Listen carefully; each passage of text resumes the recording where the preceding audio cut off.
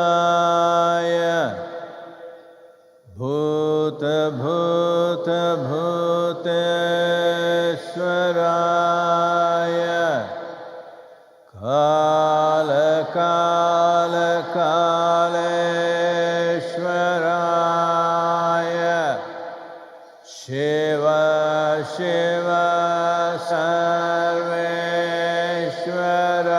Sarveshwaraya Shambho-Shambho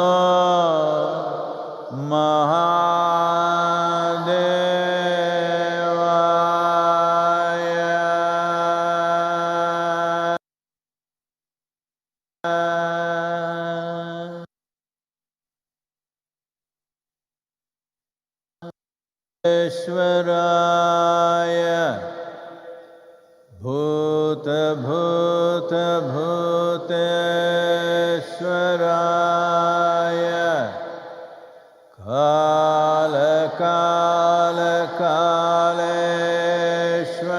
kala-kala-kaleshwaraya Shiva-Shiva Sarveshwaraya Shambho-Shambho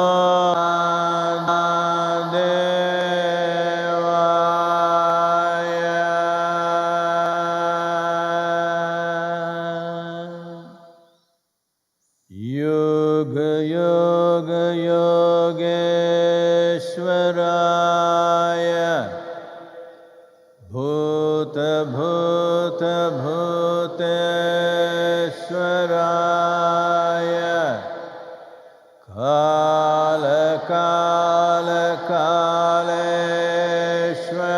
kala-kala-kaleshwaraya Shiva-Shiva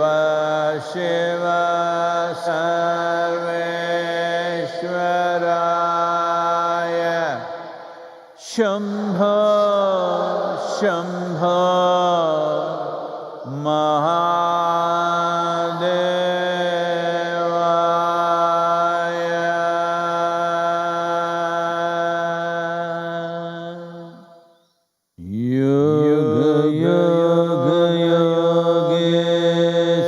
Yogeeshwaraya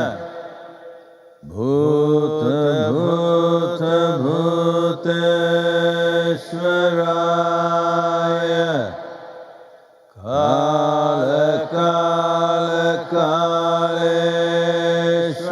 kala-kala-kaleshwaraya Shiva-Shiva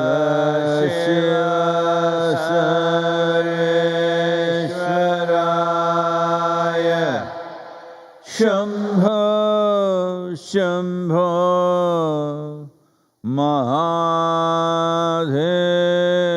Mahadevaya.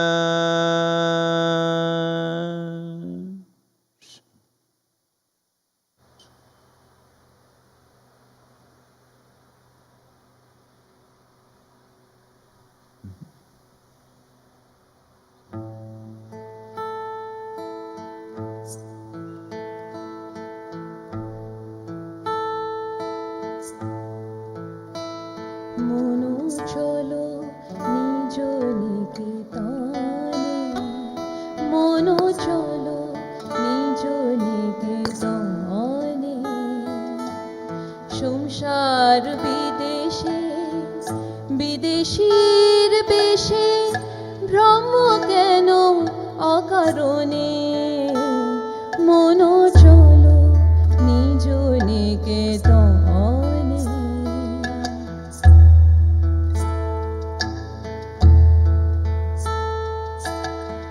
বিষয় পঞ্চক আর ভূত গণ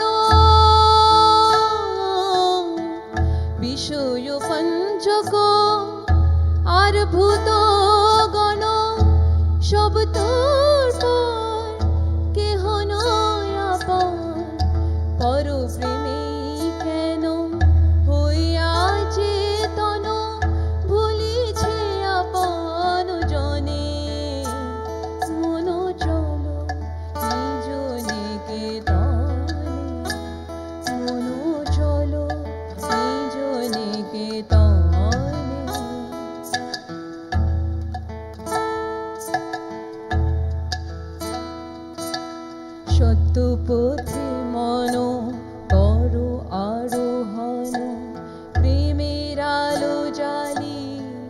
চলো অনুক্ষণ সঙ্গীতে সম্বল রাখো পুণ্য ধন গোপনে অতি যতনে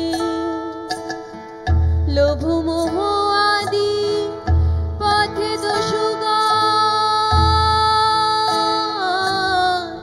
লোভ মোহ আদি পথে দোষগান পথে কি করে সর্বসমশান পরম যতনে রাখরে প্রহরী সমদম দুইজনে মন চল নিজ নিকেতনে সংসার বিদেশে বিদেশীর বেশে ব্রহ্ম কেন অকারণে মন চল নিজ নিকেতনে মন চল নিজ নিকেতনে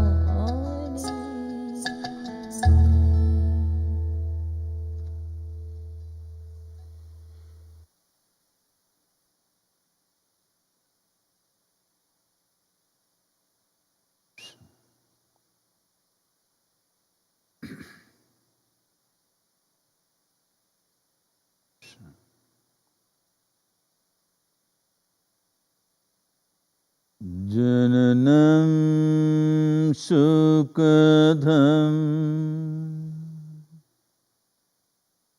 Maranam Karunam Milanam Maduram Smaranam Karunam Kalavashadiha Sakalam Karunam Samayadipate Akilam Karunam.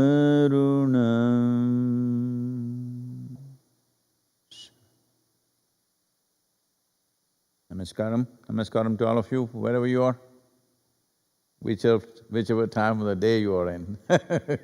Morning, evening, afternoon, any time of the night, I don't know where you are. Well, as all of you know, particularly in United States and India, and of course in various parts of the world, what people thought they were getting on top of the situation in terms of the virus is definitely out of control. Number of people who are succumbing to this on a daily basis is increasing. As this lasts longer and slowly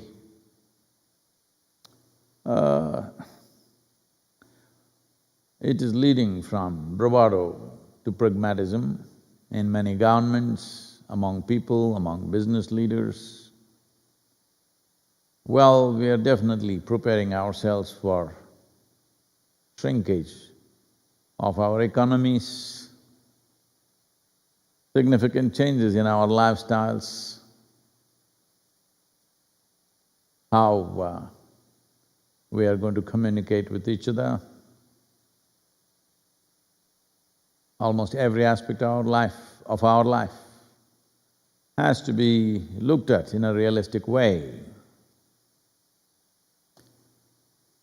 Unless you are such a free human being that you believe you have the freedom to die and also unfortunately take other people's lives with you. If you are not in that kind of destructive freedom, I think everybody is beginning to realize, it's sinking in, that this is a long haul and the consequences are not definitely easy. Nations, economies, livelihoods, if lifestyles go away or deplete, that's not a big problem. But if lives go away, that is a big problem. But that's what is happening right now. In many cities in India, hospitals are being overwhelmed. Similar things are happening in southern part of United States. Something far more severe is happening in South America. It's estimated the Latin American economy by the end of this year could have shrunk by 10%. And first half of 2021, it could go up to 25%. So those who are at the bottom end of the pyramid needs to be taken care of, because for the top end of the society, it is a matter of lifestyle. For the bottom end, it will become a matter of life. So what nations, governments, people focus on right now will decide how much a given society will suffer or how smoothly a given society can go through this, how gracefully can we go through this.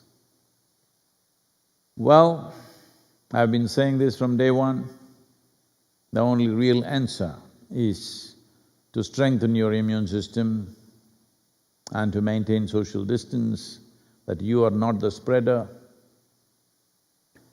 Hopes of magic wand solutions, like some miraculous vaccine will come, slowly is receding. Now they're saying till 2021 or mid-2021 there is not going to be a real-term vaccine. Having said all these things, this is also a time for us to move from an unbridled sense of life to a more conscious sense of life. We've been in the process of launching this Conscious Planet movement, largely focused on ecological concerns. But there is no such thing as conscious anything without conscious human beings. So if we want to create a conscious planet, well, you are not going to go about making the earth or the mountains or the oceans and the rivers conscious. The onus and responsibility of being conscious is upon the human beings. None of the other creatures and none of the other life is in any way harmful to the planet or is in any way in friction with their existence. They all know how to manage themselves. So if you want to upgrade them, in your opinion, probably they're already conscious? No. Their life is contained and curtailed by nature. For all of them, nature has drawn two lines within which they live and die. Somewhere nature trusted our intelligence, or nature overrated itself on its own creation and thought human beings can be left free without lines. So, we've been making a disaster out of it, both in terms of human experience and what's happening ecologically. This is a good time where being conscious is no more a fanciful thing that I'm talking about it is an absolute must. To be conscious when it becomes necessary for your survival, I would say that could be a very good time for humanity. Right now, we are at such a time. Well, I'm sure a whole lot of people will be angry with me because I know there's a lot of social, economic stress upon them. Many tragic stories, people have lost lives, people have lost dear ones. Well, losing somebody who's dear to you is one thing, not able to be there, not even able to see the body is another thing.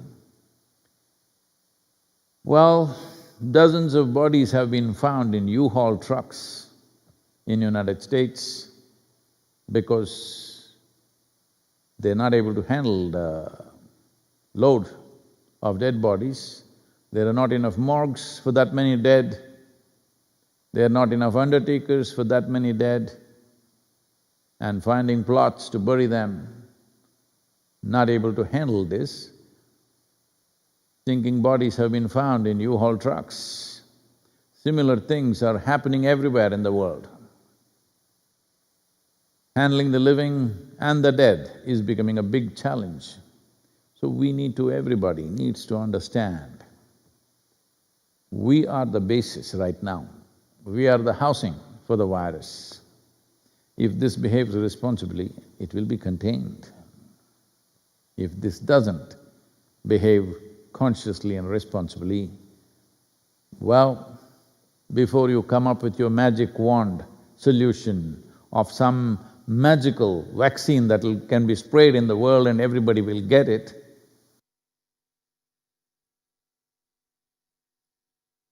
0.6 billion people. What is the timeline? Please think about it. Polio vaccine, 2 drops in an infant's mouth, just newborn infants.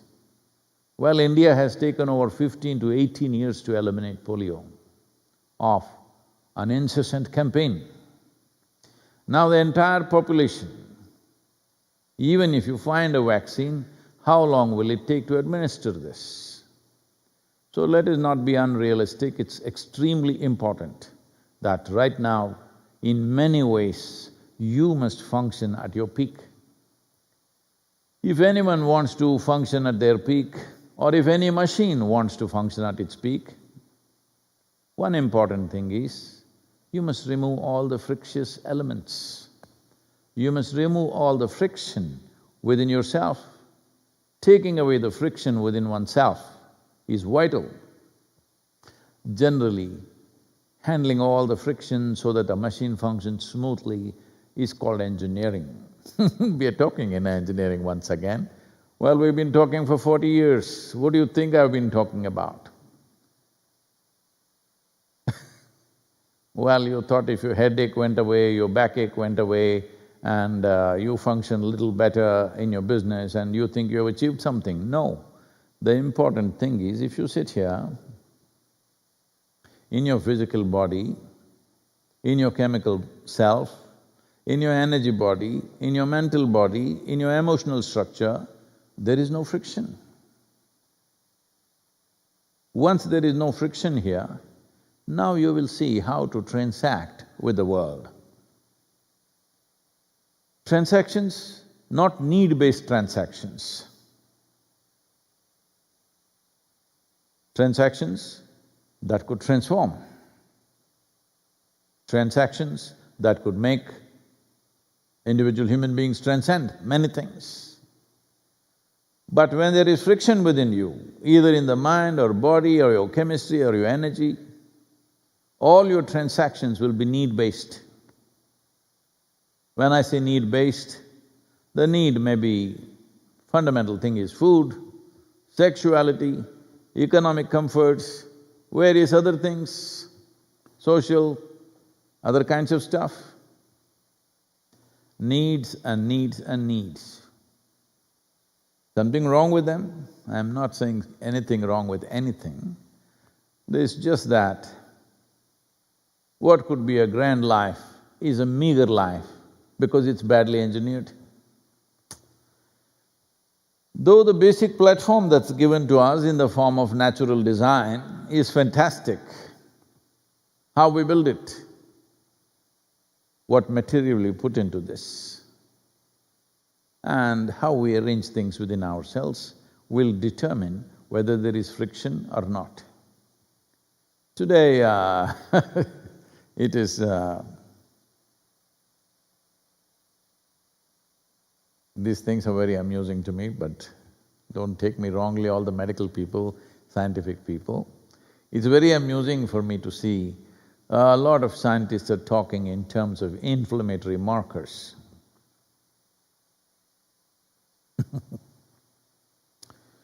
Well, if something is swollen in you, whether your ego or your body or your brain, believe me, you will suffer. We have always known this.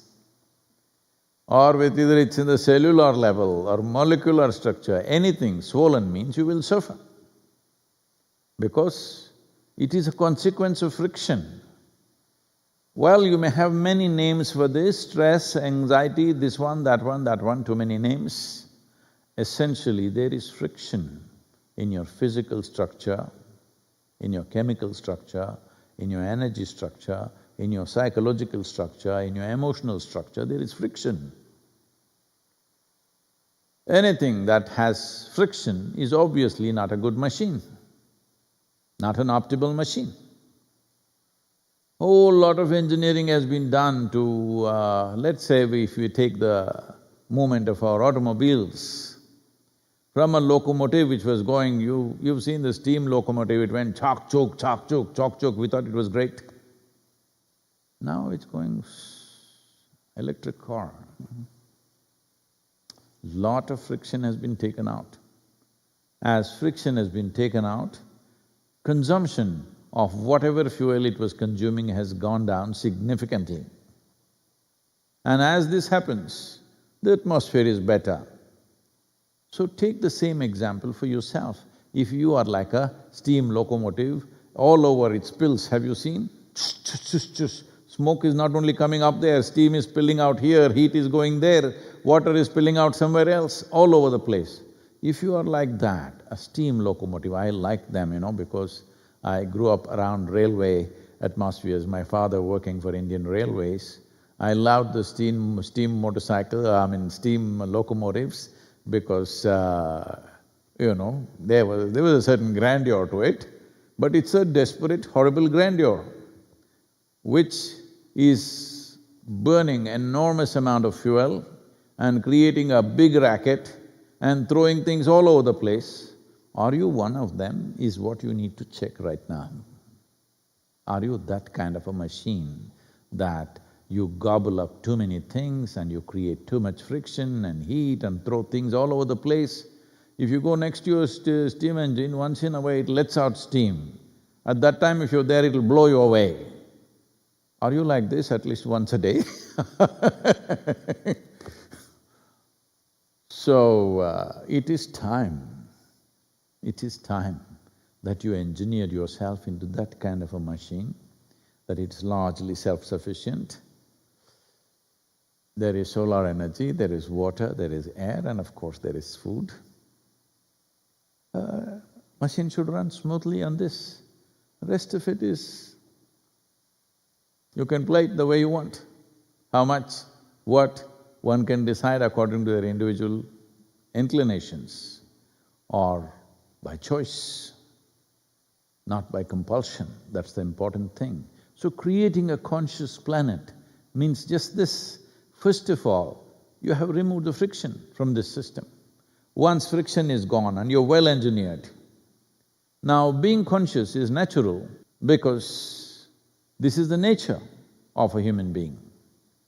Let us understand what is the difference between being conscious, because the word consciousness is being used in all kinds of terms. Essentially, what you call as body, your physical self is a boundary. In case you're expanding your boundaries in this lockdown, please don't do that. You must keep the integrity of the boundary. What you call your psychological structure is also a boundary, but a little larger boundary than your physical boundary. Your physical boundary is right here, your psychological boundary may be there. The basis of your psychological boundary is the data that you carry. If you know only about your home, It is within that. If you know little more about your city, then it is that much. If you know something more about the world, it's that much. It depends on what kind of data or how much data you carry. Accordingly, psychological boundaries are set. Essentially, it's memory. And this boundary also enhances or manifests itself in the form of emotion. This is my friend, one kind of emotion. That's a stranger, another kind of emotion. This is a person I love, this is a person I hate, different types of emotions. All this by memory and data. So, body is one kind of boundary, what you call as mind is another kind of boundary, your emotional structure is another kind of boundary. What we refer to as consciousness is that which has no memory in it. That means it has no boundary. It has no body and it has no memory. If these two things are absent, it is boundless. If I'm conscious, will I fly all over the universe? No. If you're absolutely conscious, universe will come to you. You don't have to fly all over the universe. It will come to you, it will stay within you. This is the nature of the existence. So essentially, when we talk about creating a conscious planet or a conscious world or a conscious human being, they're not different words, they're all the same terms. What we're talking about is that you are at your optimal level of function as a life.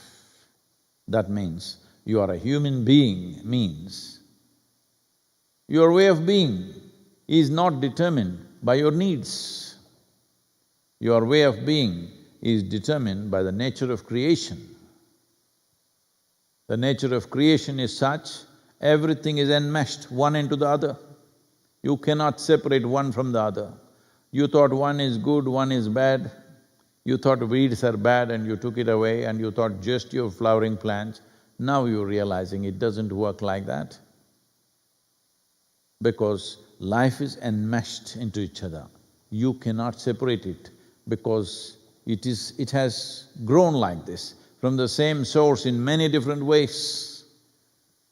If this is not your experience, that means not that you believe this, not that you think about it, but if this is not your living experience, that means you're not really conscious, maybe you're striving. Well, when you're striving to be one with everything, you may eat more than needed, I mean, because you want to include the world. That's one way. Another is, well, you may be on social media ticking everybody. No, I know the word, I'm using the other word because it's banned in India.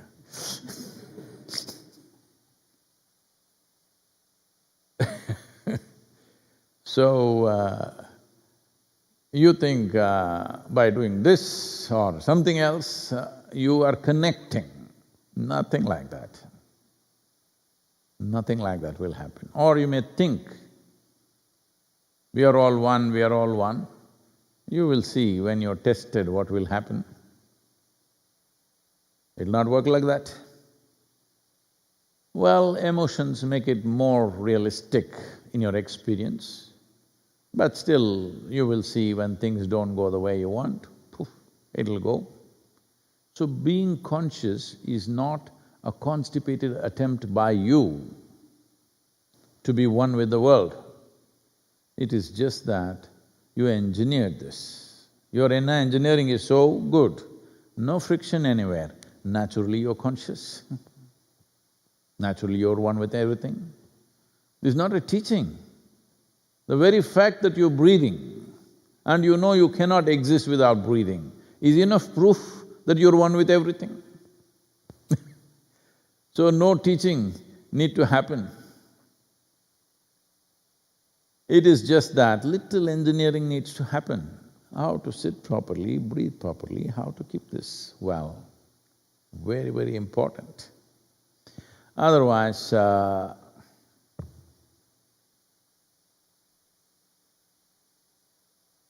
Everything is problem.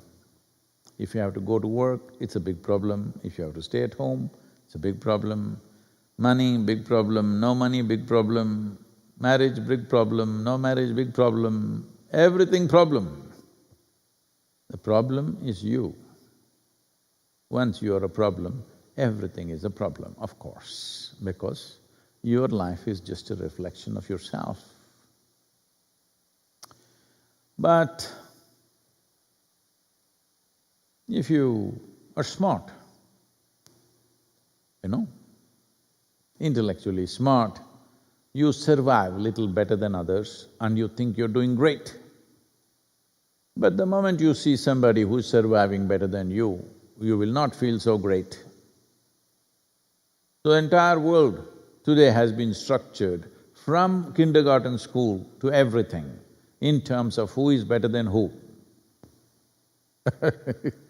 So once you set this kind of a foundation, the possibility of human beings conscious or conscious planet is out of question. This is what we are trying to reverse in people's experience and understanding, because even in kindergarten, right there, you are thinking how you are better than somebody else because you are first rank, they are second rank.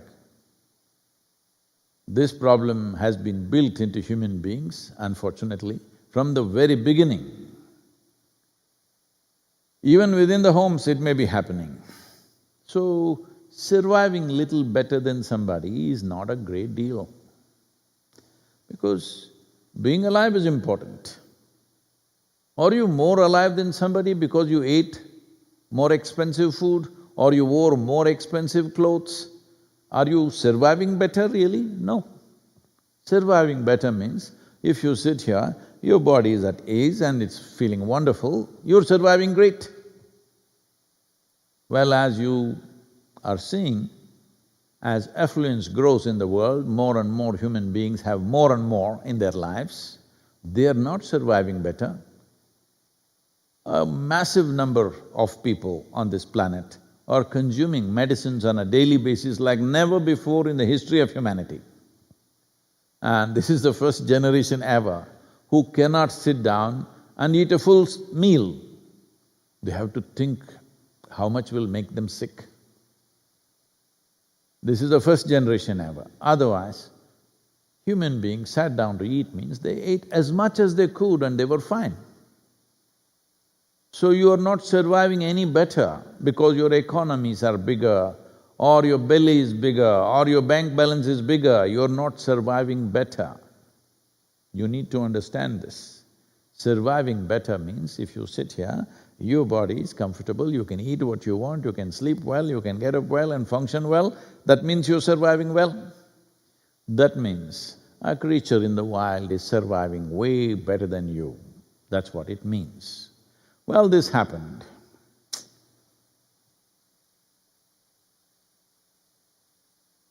A dog. Just some time ago, in the languages that we used, if we want to abuse somebody, we used to call him a dog, or worse, for women, they used it in a very derogatory way. Even now in some societies it still exists, but in most societies now, dog has become a very elevated animal because it's the love of their life. No, I'm sorry. It's the love of their solar cycle, 12-year love affair, I mean. Guaranteed love is dog. So it has risen in its stature in a big way. So when I say a dog, don't suddenly think Sadhguru is saying something derogatory. No, I'm talking about the elevated dog. So a dog just loitered into the forest and a lion, a full-grown male lion, saw this dog biting on some old bones. What some other animal might have eaten, what is left over, he's biting on just the bones. And lion thought, he looks quite tasty. Let me, because I've never tasted an animal like this, let me taste him, and he started coming towards him in a menacing manner. The dog saw the lion is coming and he cannot outrun him, he will be finished. But he's smart, like you. I'm saying you're smart, you're not even appreciating that. He thought up. He knows this is his moment of life and death. If he doesn't behave smartly, he will be dead. So he saw a lion coming closer to him in a menacing way. Then he thought up this idea. He looked at the bones and said, "Ha! I never knew a lion would make such a good meal. This is really tasty and nice." The lion stopped in his tracks. He looked at the bones and thought, wow, he's killed a lion and eaten?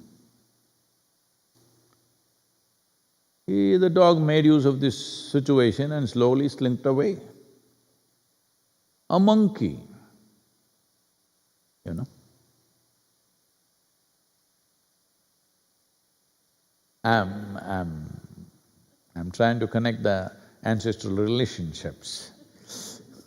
A monkey which was sitting on the tree and watching this whole business, wanted to play the monkey. And it told the lion, "You are a bloody fool." He did not kill a lion and eat. These were just old bones. And he just did this to you and you made a fool of yourself. The lion looked up, big hefty guy, but you know, monkey is more evolved, closer to you. So he said, "Really?" He said, "Yeah." Then he said, "You come, you sit on my back, let's go find that fellow and I will eat him." So the monkey sat on the lion's back and boom, they went towards the dog. The dog saw once again the lion is chasing him.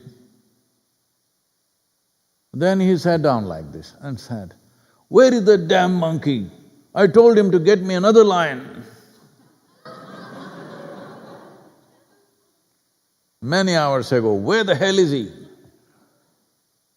The lion got terrified and ran back, thinking the monkey has double-crossed him. So, if you are smart, you may survive little better. But if you come to the right description of survival, suppose through this virus period, because of your financial or economic well-being, you're sick in many ways and you're called comorbid. And the virus killed you, but you have a lot of wealth. You call this surviving well? No. You worked hard, you kept your body well, and you survived this period, maybe with meager means. This is survival. I want you to clearly define the word survival in your head, because survival means you live and live strong. That's what it means. Survival does not mean being better than somebody. Survival means life is throbbing you strong within you. So, creating a conscious planet has become far more necessary, and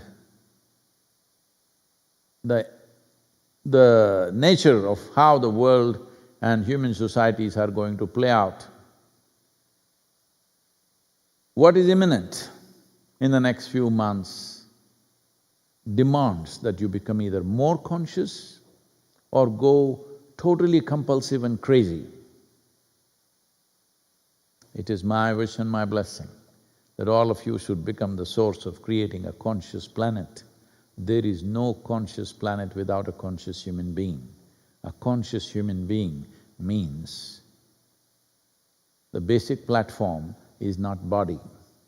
The basic platform is not your psychological drama. The basic platform is not your emotional drama. The basic platform is life, which is naturally happening in relation to everything else, connected to everything in its very essence. The life and the source of life, which is naturally conscious. That's what it means. That means you are on a proper platform. It is upon life that the body is built, mind is built, emotions are built, social structures are built. So, if you go back to the motherboard, this is consciousness. We need definitely a conscious planet. Please, if there are questions.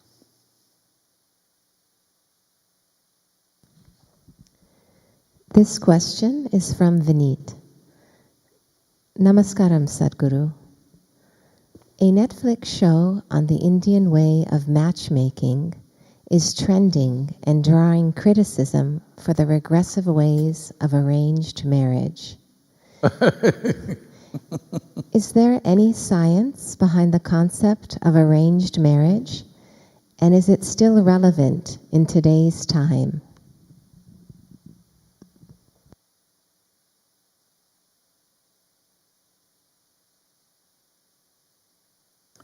Well,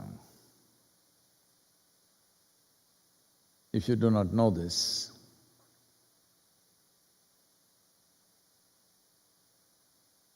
the success of something is in the result.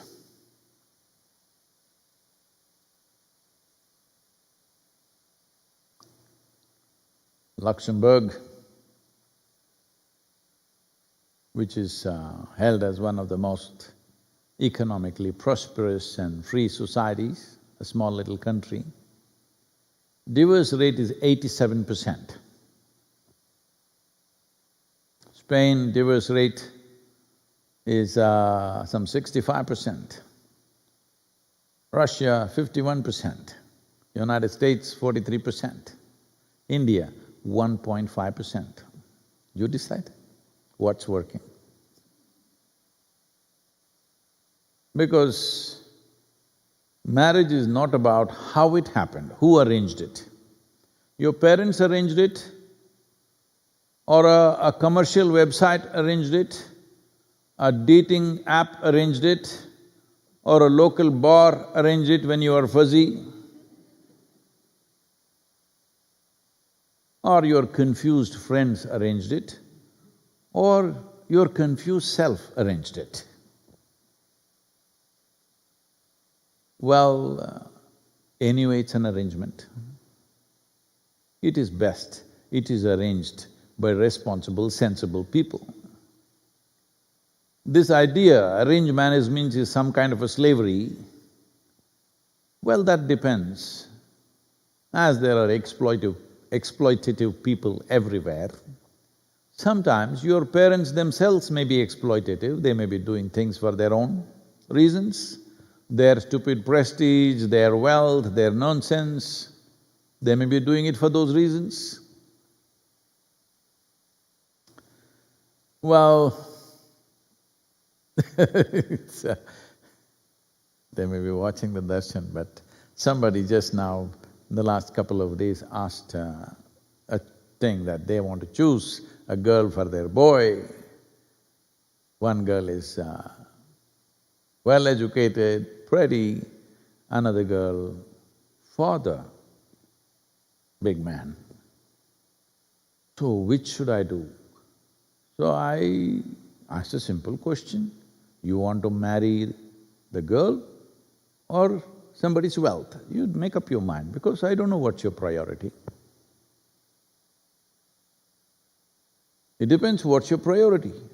If your priority is such that somebody's wealth by marriage becomes yours and that's all that matters to you, fine, I'm not saying it's wrong, that's your choice, that's the kind of life you've chosen. When I married, I did not know her full name. I did not know her father's name. I did not know, in India, I did not know her caste or anything.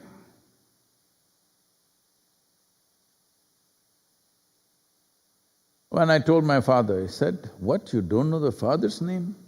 You don't know who they are, what they are, how will you marry?" I said, I'm marrying only the girl.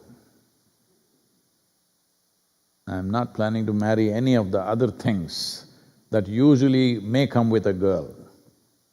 Just a girl. That's it. Well, everybody thought this is a disaster. Some of my, self-appointed advisors will be there always. Though I never took anybody's advice in my life, there'll always be advisors. They said, you're making the biggest mistake in your life, this is going to be your disaster. I said, whatever happens, whichever way it happens, I knew this much, it's for me either to make it a disaster or a success. Because who you marry, how you marry, which way it was arranged, by who it was arranged, is not important. How responsibly you exist, that's all that is. So this whole debate about is arranged marriage better or meeting in the local bar is better, well, I think when you're not little fussed out, I think your decisions are little better. If a 18, 20-year-old man or woman, young man or young woman want to marry, who will they marry? Their contact is just there. Within those 10 people that they know in their life, one guy or one girl you marry, within 3 months you will know. But in most countries, there is a law, at least 2 years you must suffer. It's like a jail town. If you make a mistake, at least 2 years you must suffer. Then only you can divorce. Most nations have this. Well, many religions have fixed it that divorce is completely wrong, you cannot divorce. But where such religions are practiced, there the divorce rate is highest. So, God's dictates are not able to stop the breakups, law is not able to stop the breakups. You need to understand this. When parents organize, I'm asking you a basic question.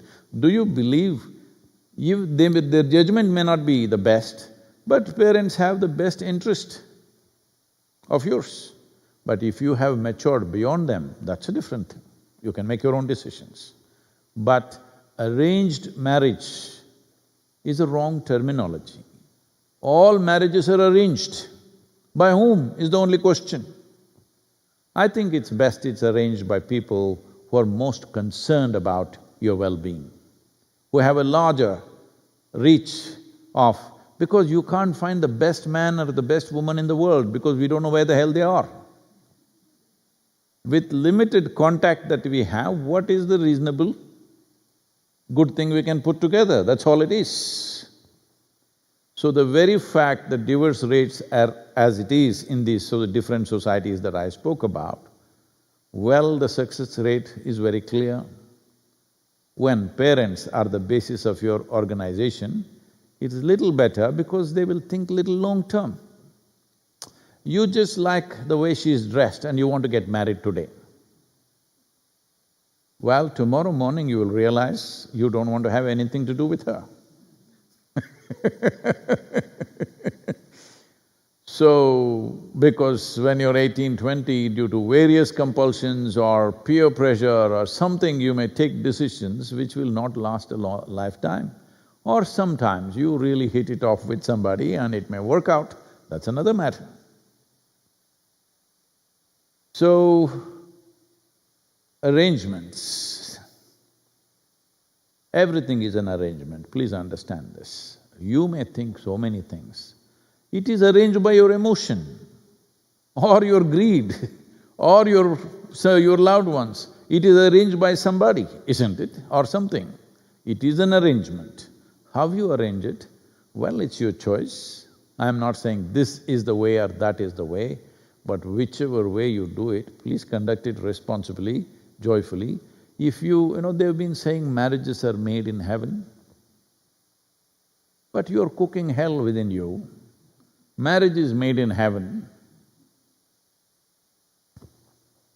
That's why a lot of people want to go there soon, because it's made there, they want to go there and settle it. No, you need to understand, to fulfill your needs, physical, psychological, emotional, social and various other needs, you're coming together.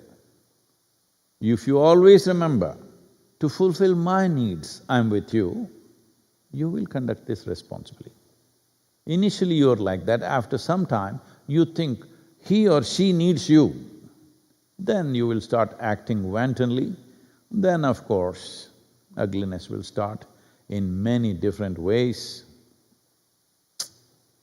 This happened.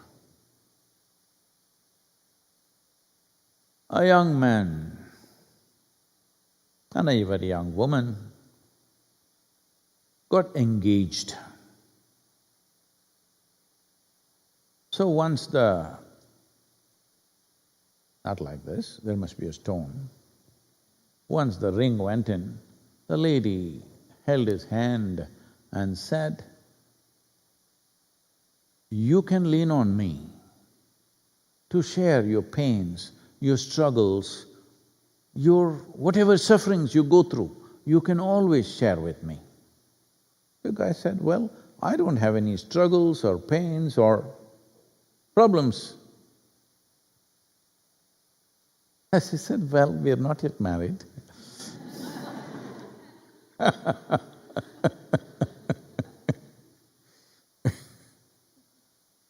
So, if you think you're full of pain, struggles, problems and you need somebody to lean on, well, there'll be trouble. You make yourself into a joyful, wonderful human being, then you will see your work also will be wonderful, your home also will be wonderful, your marriage will be wonderful, everything will be wonderful because you are. Without fixing this, you think somebody else is going to fix you, then there's going to be trouble for you and of course an unfortunate consequence for the other person.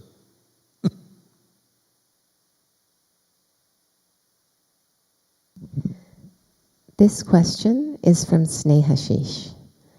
Namaskaram, Sadhguru. I am a seeker and I am working on a concept of artificial consciousness. Whoa. I have a fundamental question for you. Can consciousness be computer programmed, and can machines have consciousness? I understand, following your videos and books, that objects can be created by certain techniques to form a yantra.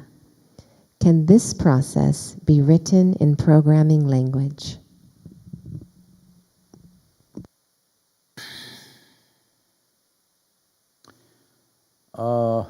This is a many-layered question.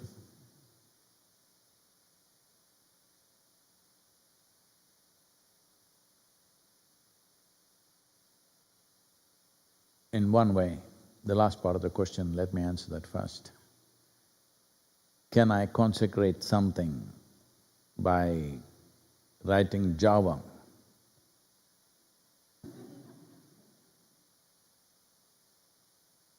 Well, a whole lot of things happened to me when I was writing a Java.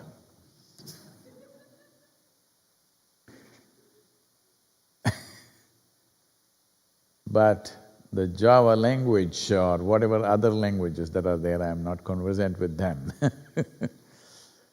Will they allow you to write? See, let's understand this.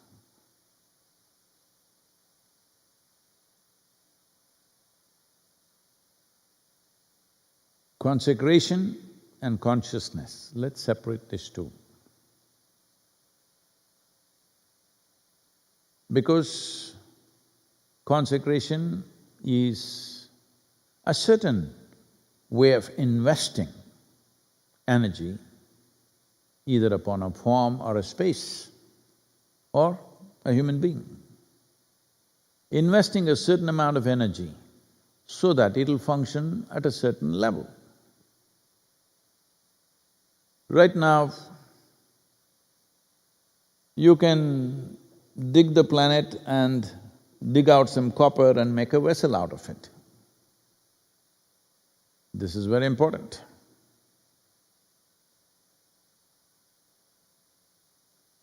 If you want to drink water, this is very important, you need a vessel. I want you to just imagine those times when they had not yet made pots in the world. Earthen pots were not there. Just imagine, you want some water. There is no tumbler, there is no pot, there is no tank.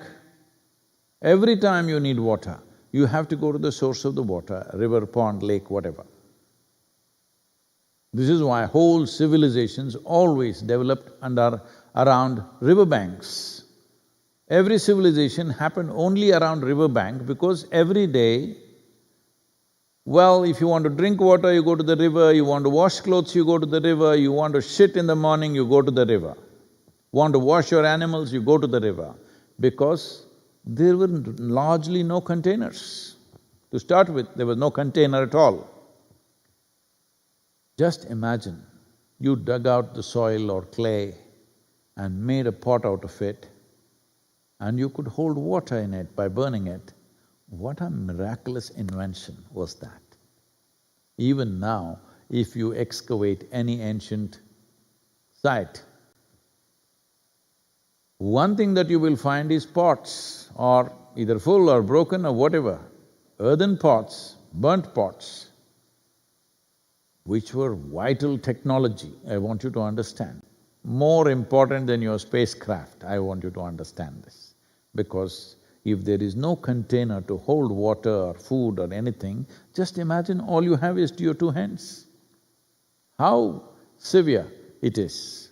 Or we have to break your skull like Shiva, use the skull as a eating plate and water drinking cup, huh?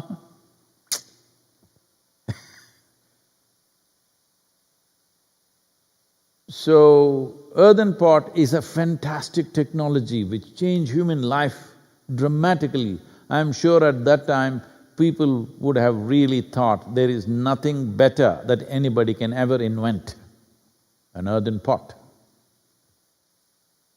But today we dig the same soil, out of which you make a computer, you make a spacecraft, you traveling somewhere, out of this space, out of this atmosphere. With what? With the same things that you dug out and made a pot. So, the same substance you're investing in with a higher possibility. So this is consecration in a way. Well, that's being done mechanically there, but when you do it energy-wise, when the same substance can function at a higher possibility, now we say it's consecrated because it's invested with a certain amount of energy. Is an electronic board completely just physical? You know it is not. There's a little bit of… it's an energy play which is making things happen. When it works in a specific manner, the way we want, then it becomes a board or a chip or whatever you want to call it. How exactly it works, you don't know, but you know how to use it. Similar is the nature of consecration.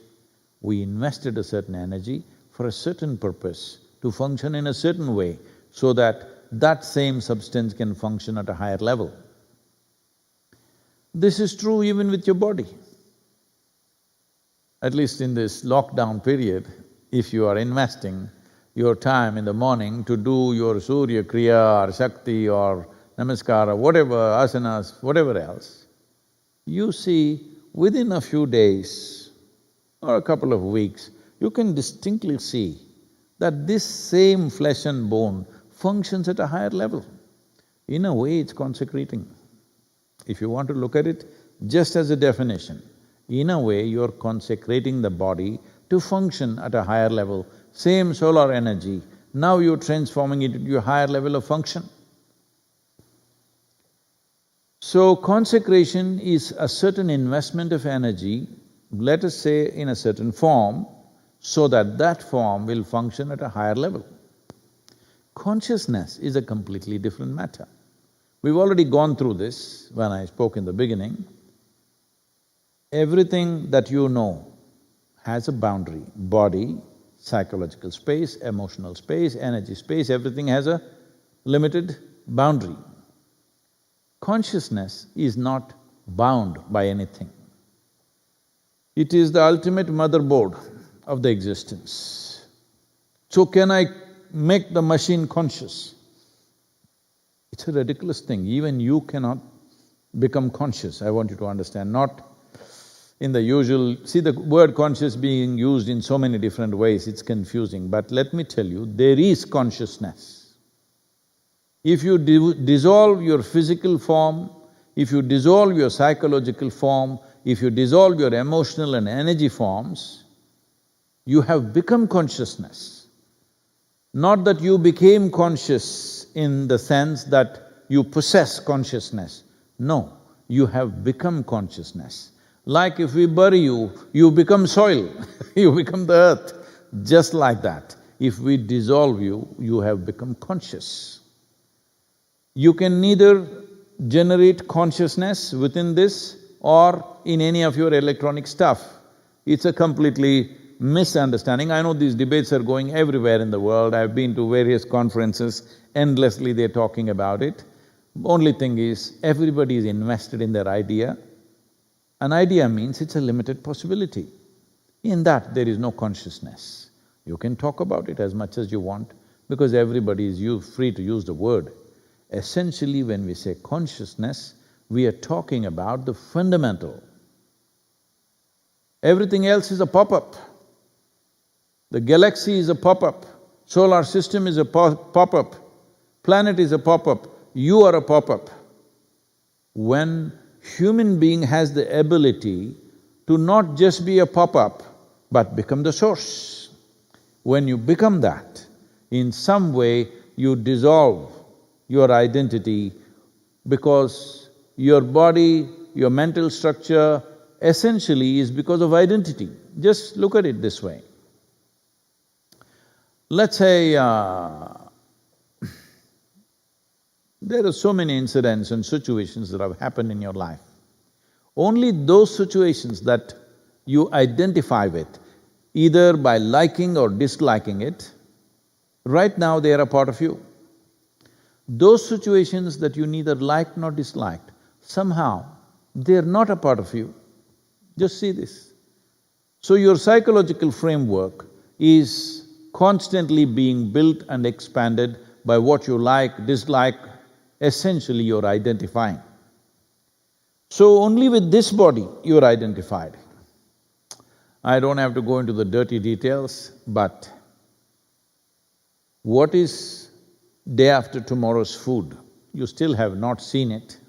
Unless you are that kind who eats out of your refrigerator, it's already there.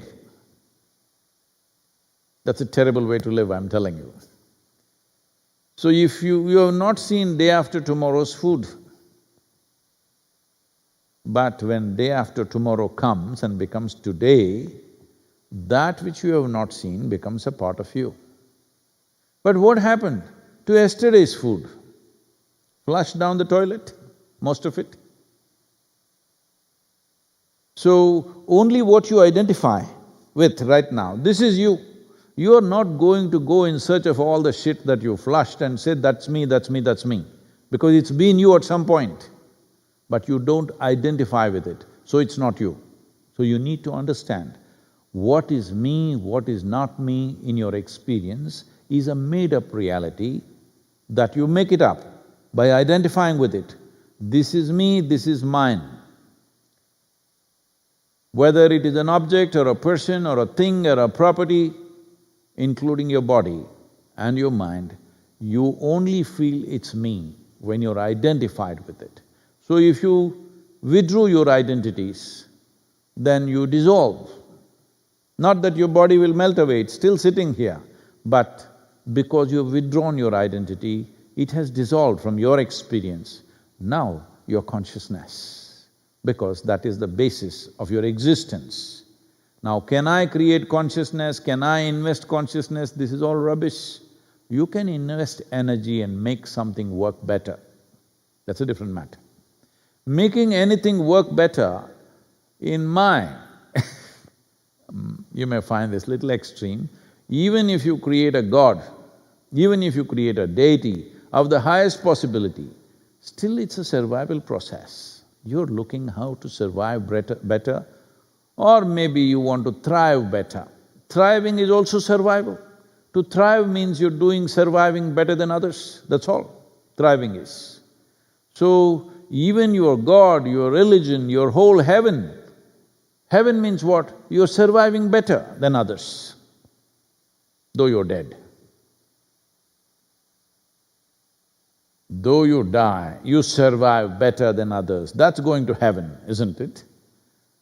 So all this is just survival. This is why continuously from day one when you came to the introductory, I've been talking about if you distance yourself from the instinct of survival, something else will happen to you. Whether you're in an ashram or in a temple or in heaven, you're still trying to survive. When you are not identified with your own survival, why all these brahmacharis are sitting there is, in a way, striving to move away from survival process. If you move away from your survival process, or you can only move away from your survival process when you are no more identified with your physical self, with your psychological self, with your emotional self, with your energy self and your chemical self, you are not identified with these things. That is when you have moved away from your survival process. The moment you move away from your survival process, you are consciousness. There is simply no other way to be. So you think you can do it on a machine? I'm telling you, you cannot even do it on this, it's there, you are on it. But you are right now existing as a pop-up. If you dissolve this bubble, you are consciousness. Not that you become conscious, you are consciousness if you dissolve the bubble. But right now, you are engaged with the bubble so much, and your bubble is prettier than the other bubbles, your bubble is stronger than the other bubbles, in this it will go on drama, bubble, bubble, bubble. And when two bubbles get together and go, marriage. So it once happened, a young man who wanted to get married came to his father and asked, "Father, what does it cost to get married?" The father, who was in his 50s, said, "My son, I do not know because I'm still paying."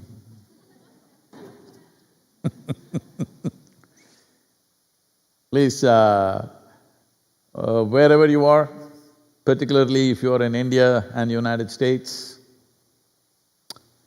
how conscious you are, how responsible you are, will determine the nature of the world. Please, let's make it happen. Let's make this happen, a better world. A better world is only with a better human being, there is no other way. And a better human being is a consequence of being a responsible human being.